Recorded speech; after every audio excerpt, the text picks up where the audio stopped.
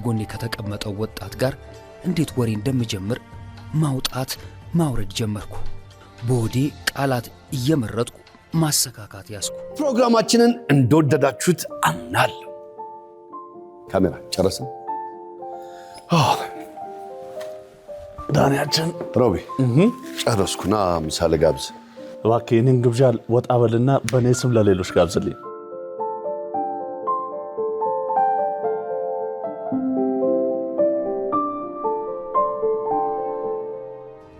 ልቤ ከላይ ከላይ ደው እያለች ልታመልጠኝ ሆነ። እነሱ ይዘህ እንደምትሄደው አንድ ለኔ ብታመጣ። ፍቅር እኮ ከቤት ይጀምራል። ከኢቢኤስ ቴሌቪዥን ነው ምሳሌ ጋብዝን የመጣሁት። የምትፈልጉ ላይ ድረስ። አሜን። የምትፈልጉ ላይ ድረስ። አሜን አሜን አሜን። ቆንጆ ናት በቆሎ ለቅመሳት እንደዚህ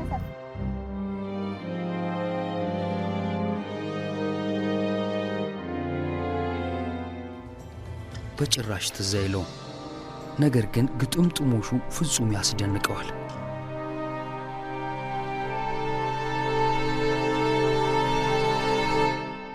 አሁን ወደዚያው መሄድ ይኖርብኛል።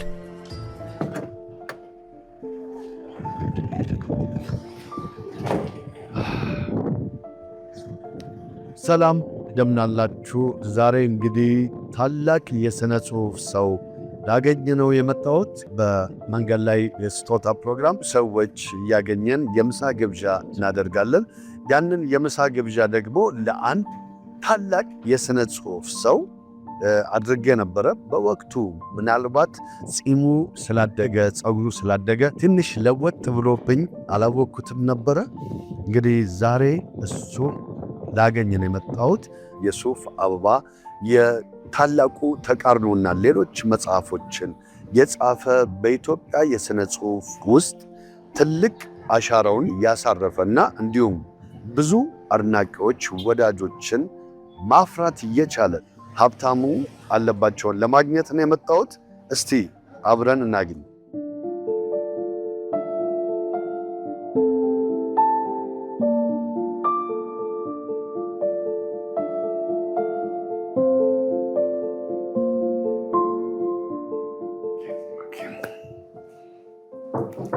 ጤና ይስጥልኝ ሀብቴ። እንደምን አለ? ሰላም ነው? ሰላም ነው። እንዴት ነው? እግዚአብሔር ይመስገን። ሰላም ነው። ሰላም ነው። ሰላም ነው። ይሄን ሀብታሙ አለባቸውን የማውቀው። እንደምን አለ? ሰላም ነው። ሰላም ነው። ስላገኘሁ በድጋሚ ደስ ብሎኛል። ባለፈው መንገድ ላይ ሳገኘህ ጺም አድጓል፣ ፀጉርህም አድጎ ነበር፣ ተቀይረህብኛል። መንፈሴ ግን ትንሽ ነግሮኛል። ከዛ ተጠራጥሬ ነው የሄድኩት። ስለየህም ራሱ እየተጠራጠርኩ ነው የተለየው። ተገናኘንበትን ጊዜ ታስታውሰዋለህ? አስታወስከው? አስታወስኩ። ያው እየዞርን ኢቢኤስ ቴሌቪዥን እንደ ቤተሰብ ሰዎችን እያገኘን አብረን ዛሬ እንዋል፣ አብረን ምሳ እንብላ የምንለው ግብዣ አለን፣ የራሳችን ግብዣና በዛች አጋጣሚ አንተንም አገኘው። ግን ሳላውቅ ሳላስተውል አልፌያለሁ። ዛሬ ሳይህ የኛውን ፊት ሳይ ደግሞ ደስ አለኝ። የሚቀራርሙ ስራዎች አሉ ለሀገር ያበረከታቸው። በዚህ አጋጣሚ ያው ዝቅ መነሳት ነበረብኝ። እንደዛ ነው የምናከብርህ፣ እንደዛ ነው የምናመሰግንህ። ለሀገር የሰራኸው ትልቅ ስራ አለ። በስነ ጽሁፍ ውስጥ ትልቅ ባለውለታ ነህ፣ ትልቅም ድርሻ አለህና ይሄንን ሳናመሰግን አናልፍም። ተቀብዬዋለሁ። አመሰግናለሁ። ሀገርም ታመሰግናለች። በዚህ አጋጣሚ ደግሞ ይቅርታም ማለት እፈልጋለሁ ከልቤ። ብዙ አይደለም፣ ምንም ይቅርታ የሚያሳይቅ ነገር አልገጠመኝም። ግለሰብ አይደለም ያየሁት፣ ያኔ ድርጅት ነው ያየሁት። አንተ አለ፣ ከአንተ ረዳቶች አሉ፣ መኪና ቆሟል እና ድርጅት ነው። ከኢቢኤስ ቴሌቪዥን ብለኸኛል። ተቋም ነው የመጣው እና ይሄ ተቋም ምን እየሰራ ነው ብዬ ጠይቄያለሁ በልቤ። እና ምሳ ስትጋብዘኝ አንድ ነገር እያለ ሀብታሙ መሆኔን አውቀው ያደረጉት ነው ብዬ አላሰብኩም። ግን አንድ ነገር እየሰሩ ነው። በአጋጣሚ አግኝተውኛል። እኔ ያው ህዝቡ ነኝ፣ ከህዝቡ ጋር ነው ያለሁት። ምሳ ነው የጋበዙኝ። ስለዚህ አክብሮቴን ላሳያቸው ብዬ ተቀብዬ ደስ ይለኛል። ነገም ብትመጡ እቀበላለሁ። እኛ ያችን ስናደርግ ካሜራ ላይ የሚያነገር ሲገባ ምንድን ነው ህዝብ ሁሉም ነጋውን በሰፈር ውስጥ ሀብታሙ የራሱን የሰፈር ሰዎች ምሳል ጋብዝ ሊል ይችላል። እንደ ሀገር ሌላውም ሁሉም እየተቀባበለ እችን ፍቅር ለማጋባት ነው። አጋጣሚ ምናልባት ፀጉር ማድረግ ያላንተ አድጓል። አሁን በአጋጣሚ ከምሳ ነው በልቼ ነው የወጣሁት፣ ተመግቤ ነው የወጣሁት። ፀጉሬና ያድጋል ከልጅነት ጀምሮ አንዳንዴ ያሳድጋል። ስራ ሲበዛ ያድጋል እና እንደምንም አላየው ስራ ላይ ነኝ። ያዩ ሰዎች ምን ነካው ሊሉ ይችላሉ እና ስታገኘኝ እየሄድኩ ነው ያገኘኝ። ምንም አንተ ነው የመጣኸው፣ እናንተ ናቸው የመጣችሁት፣ እኔ አልመጣሁም እና ምንም ወደ ምንም ሊተረጎም አይችልም። መልካም ልብ ነው ያለ፣ ለሀገርም ባለውለታ ነህ። ከዚህም በኋላ ደግሞ ሀገርም ህዝብም ካንተ ብዙ ነገር ይጠብቃል። ብዙ ነገር እንደምትሰጠንም ሙሉ ተስፋ አለን። ቃል ገብቻለሁ። ከእግዚአብሔር ቃል ገብቻለሁ። እንወድሃለን፣ እናከብርሃለን። ምናልባት በመንገዴ ላይ ድንገት እንኳን እንደ ጥፋት የታየብኝ ነገር ካለ በድጋሚ ሀብት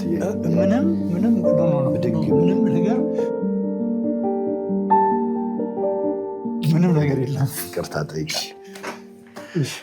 እንግዲህ ሀብትዬም እኔ አመጣጤ ይቅርታም ለመጠየቅ አንድ፣ ሁለት ደግሞ ለአንተ ያለኝን ትልቅ አክብሮት ለመግለጽ ነው።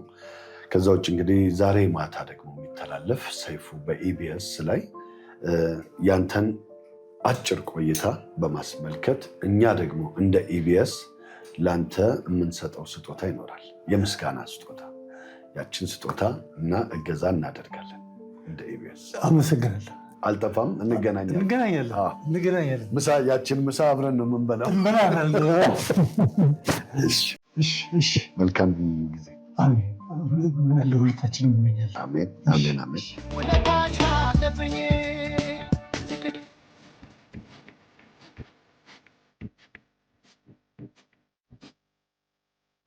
እንግዲህ እንዳያችሁት ከሀብቴ ጋር ቆንጆ ቆይታ አድርጌያለሁ። እናንተን ልተዋወቅ ሁለታችሁ። እኔ ተስፋ በላይነህ ሀብታሙ አንባቢ ወዳጅ። ቀን ይባላልና የሀብታሙ ታናሽ ወንድም። እስቲ ወደኋላ መለስ ብዬ ልጠይቅህና ከሀብታሙ ጋር እንዴት ነበር ትውውቃችሁ?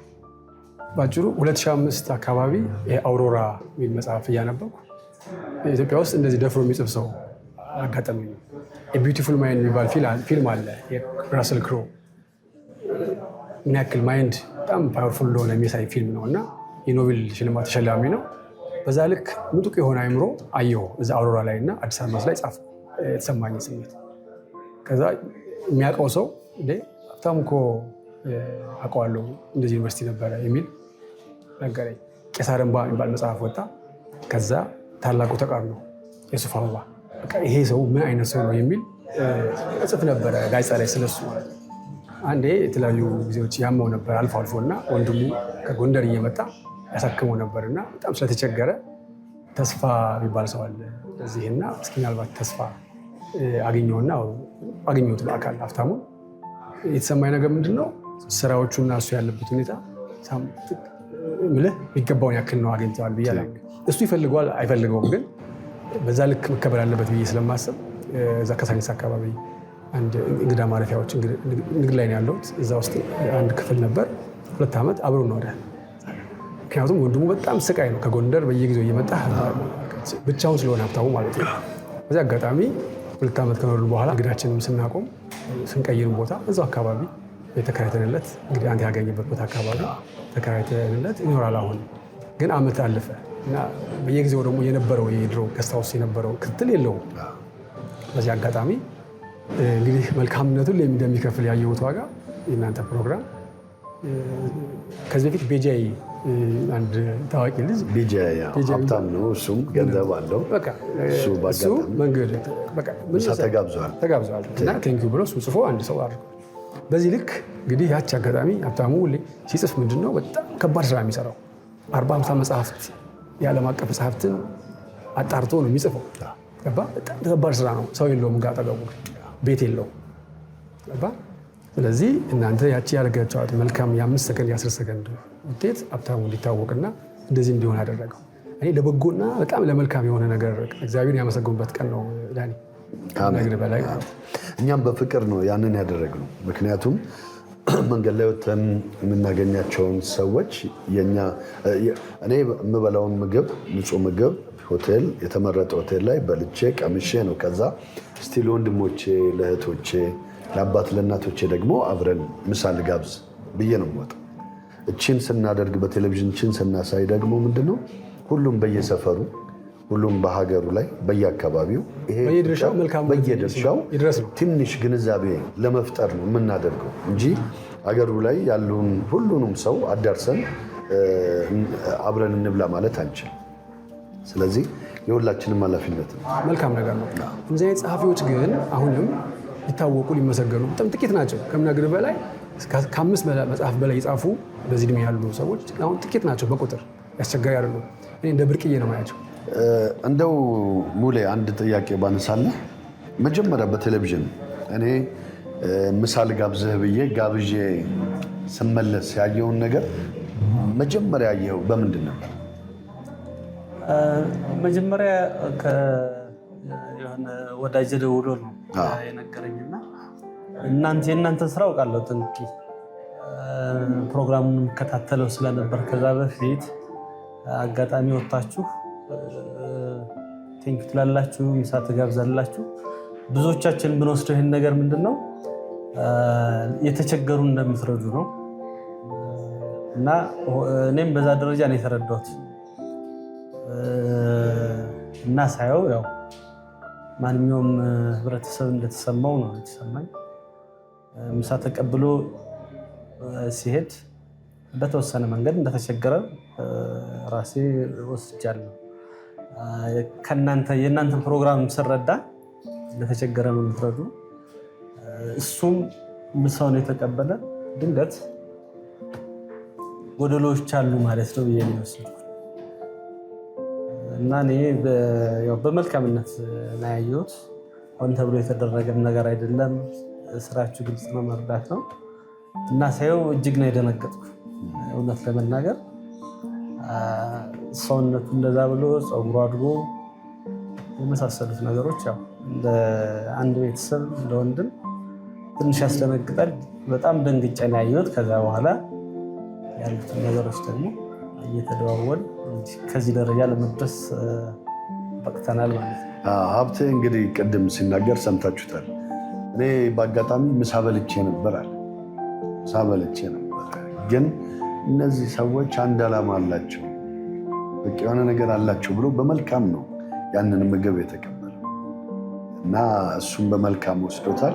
ለመልካም አጋጣሚ ሆኖልናል። እኔ በነገራችን ላይ በደንብ የምከታተለው ፕሮግራም ነው እና እንግዲህ ሀብታሙ ትልልቅ ስራዎችን ሰርቷል። ከ9 መጽሐፎች በላይ ጽፏል። ስለ ሀገር በጣም የሚያስብ የሚጨነቅ እስቲ ብዙ ጊዜውን ወደ ሰፋፊ ስራዎችን ይሰራል። ግን ምንድነው አንዳንድ ችግሮች ያጋጥማሉ። ያን እንደ ቤተሰብ ለመፍታት በተከታታይ ጊዜ ጥረት እናደርግ ነበረ እና ምንድነው ሀብታሙ ለሀገር ባበረከተው ልክ የሰጠውን ያክል ብዙ ሰውም አይጠብቅም። የሰጠውን ያክል ሀብታሙ ያለበትን ኑሮ ሁኔታ ደግሞ ስንረዳ ልዩነቶች አሉ። እንዲሁ በሰጠው ልክ የተወሰነ ነገር ደግሞ እገዛና ድጋፍ ተደርጎለት ቢያንስ መኖሪያ ነገር ቢኖረው እኔ በጣም ደስ ይለኛል። ከዛ ውጭ እናንተን ሚዲያውኑ ክብርም ሰጣችሁ፣ እዚህ ድረስ መታችሁ ይቅርታ መጠየቃችሁ በጣም ያስደሰተኝ። በጣም ላመሰግናችሁ ፈልጋለሁ። ሀብታሙ የሀገር ነው፣ የህዝብ ነው። ስለዚህ ሀገርና ህዝብ ደግሞ ብዙ ለሀብታሙ ማድረግና ውለታ መክፈል አለብን ብዬ አስባለሁ። ሁላችንም ይህን ኃላፊነት ወስደን እንግዲህ እግዚአብሔር ይርዳን፣ ሁሉን ነገር እናደርጋለን። ዛሬ ይጀመራል። ከዚህ ፕሮግራም በኋላ በሰይፉ ሾው ደግሞ ስጦታ እናደርጋለን፣ ይጀመራል። ቺ ጅማሮ ናት፣ ይቀጥላል። እንግዲህ እግዚአብሔር ይርዳን። እጅግ አድርጌ አመሰግናለሁ። አመሰግናለሁ። ተስፋ ከልብ አሜን፣ አሜን፣ አሜን። እንግዲህ ወደ ስቱዲዮ እንመለስ። የምለው የሚቆጨኝ ባለም ኢትዮጵያ እድሜ ላንቺ ያላየሁት የለም